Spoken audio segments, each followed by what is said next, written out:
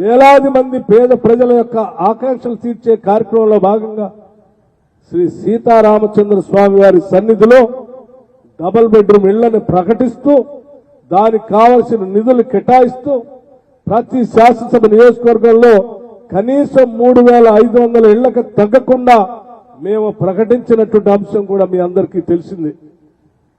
ఆ ప్రకటించే కార్యక్రమంలో భాగంగానే భద్రాచలం కంటే ముందు లక్ష్మీ నరసింహస్వామి వారి మందిరానికి కూడా వెళ్లటం జరిగింది.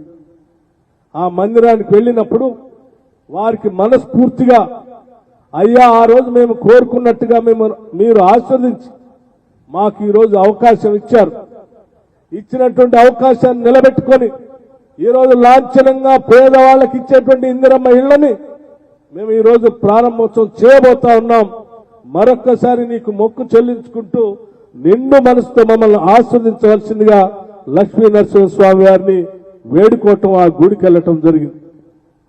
గుడికి వెళ్ళినటువంటి ప్రతి సందర్భంలో వారు ఇచ్చినటువంటి ఆశీస్సులతో మేము సాధించినటువంటి పేదలకు అందించే ఇళ్లని మనస్ఫూర్తిగా అమలు చేసే కార్యక్రమంలో వారికి మనస్ఫూర్తిగా ధన్యవాదాలు తెలియజెప్పుకుంటూ ఆశీర్వచనం తీసుకునే కార్యక్రమంలో భాగంగా నిజంగా ఏ దేవుడి దగ్గర భక్తి శ్రద్ధలతో కూర్చొని వారి ఆశీర్వచనం తీసుకునే కార్యక్రమంలో భాగంగా కావాలని నేను కింద కూర్చొని వారి ఆశీర్వచనం తీసుకోవటం జరిగింది. ఎందుకంటే నా మనస్ఫూర్తిగా మనసు నిండా ఉన్నటువంటి ఆ పేదలకు ఇచ్చేటువంటి ఇళ్ల కళ నిజమైనందుకు వారికి ప్రత్యేకంగా కృతజ్ఞతలు చెప్పుకోవడం కోసం నేనే కావాలని అక్కడ చిన్న పీట మీద కూర్చొని వారికి మనస్ఫూర్తిగా నిండు మనసుతో ధన్యవాదాలు చెప్పే కార్యక్రమంలో నేను ముందుకు వెళ్ళాను. కానీ దురదృష్టం సరే ఆ చిన్న ఫోటోని తీసుకొని రాష్ట్రంలో చాలా మంది ట్రోల్ చేశారు. వారందరికీ నేను సహృదయంతో కృతజ్ఞత తెలియజేస్తాను. నిజమే, మీరు మనసుకి కష్టపడి ఉండొచ్చు, కానీ ఇది ఎవరో కావాలని చేసినటువంటి కార్యక్రమం కాదు. నేను ఈరోజు రాష్ట్రంలో ఉప ముఖ్యమంత్రిగా ఈ రాష్ట్ర ప్రభుత్వాన్ని శాసిస్తా ఉన్నాను.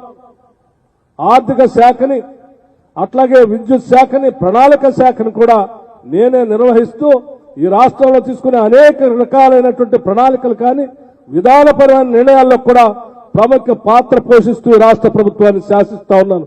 నేను ఎవరికో తల వంచేవాడిని కాదు, ఎవరో పక్కన కూర్చోబెట్టేవాడిని అంతకంటే కాదు, ఆత్మగౌరవం చంపుకునేవాడిని కాదు, ఎవరికి కూడా ఆత్మగౌరవం కిందికి తీసుకొచ్చే కార్యక్రమం కూడా చేసేవాడిని కాదు.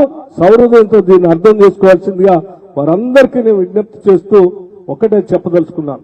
భవిష్యత్తులో కూడా మా ఈ సంకల్పం ఇదే దిశలో ముందుకు పోతా ఉంటుంది.